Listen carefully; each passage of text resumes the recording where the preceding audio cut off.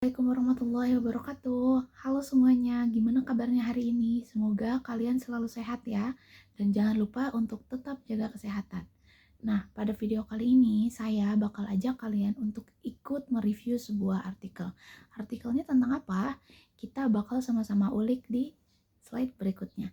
Tungguin terus ya. Nah, sebelumnya perkenalkan dulu nih, nama aku itu Simatun Nabila. Aku merupakan mahasiswa dari program studi pendidikan sejarah di Universitas Sultan Ageng Tirtayasa.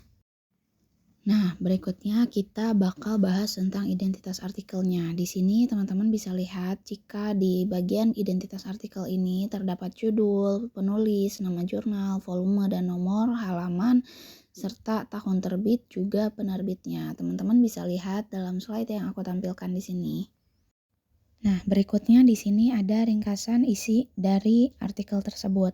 Dimulai dari latar belakang. Latar belakangnya sendiri itu memuat tentang Perang Makassar yang terjadi pada 1666 hingga 1669 yang melibatkan VOC, Kerajaan Guatalo, Bugis Bone di bawah Arung Palaka. Nah, perang ini memicu migrasi besar-besaran masyarakat Sulawesi Selatan. Konflik, kekalahan, serta penindasan politik menyebabkan banyak orang Bugis Makassar mencari tempat baru di luar tanah asal mereka.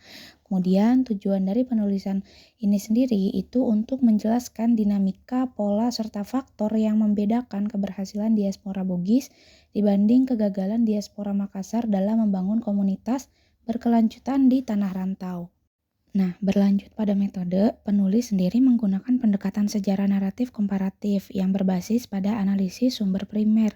Sumbernya sendiri itu berasal dari arsip VOC, catatan Inggris, dokumen Melayu, serta tradisi lisan dan naskah Bugis. Nah, pada bagian hasil penelitian sendiri dikatakan jika diaspora Makassar umumnya gagal karena faktor sosial yang tinggi dari para pangeran Makassar. Kemudian konflik yurisdiksi dengan kerajaan tuan rumah dan dianggap ancaman oleh VOC juga menjadi salah satu penyebab dari gagalnya diaspora Makassar ini.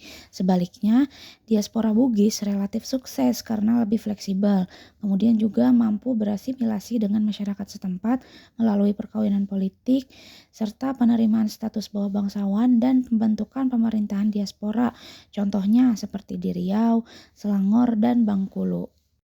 Kemudian pada bagian analisis kritis dikatakan jika artikel ini juga memiliki kekuatan dan kelemahan. Nah, kekuatan dari artikel ini sendiri terdapat pada metodologinya. Metodologinya itu menggunakan berbagai sumber lintas tradisi seperti arsip kolonial, dokumen lokal, kronik Melayu, serta tradisi lisan Bugis, sehingga analisisnya lebih komprehensif. Kemudian kontribusi. Kontribusinya ini menawarkan kerangka komparatif antara Bugis dan Makassar yang memberikan pemahaman lebih dalam mengenai faktor keberhasilan dan kegagalan diaspora. Kebaruannya sendiri menggarisbawahi peran budaya, siri, sumpah setia, kekerabatan dalam membentuk identitas diaspora, bukan hanya sekedar faktor politik ekonomi. Nah, kelemahan dari artikel ini itu adanya keterbatasan sumber. Beberapa narasi lebih banyak bertumpu pada dokumen kolonial VOC dan Inggris, sehingga ada potensi bias Eropa. Kemudian juga kurang perspektif lokal. Suara komunitas lokal penerima, misalnya masyarakat Jawa atau Sumatera, tidak terlalu dieksplorasi. Pendekatan historis deskriptif dalam artikel ini juga cenderung naratif.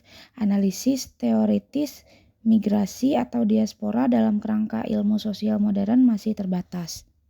Nah, kemudian hubungan dengan teori atau praktiknya itu apa? Artikel ini sendiri relevan dengan teori diaspora, migrasi, dan identitas budaya.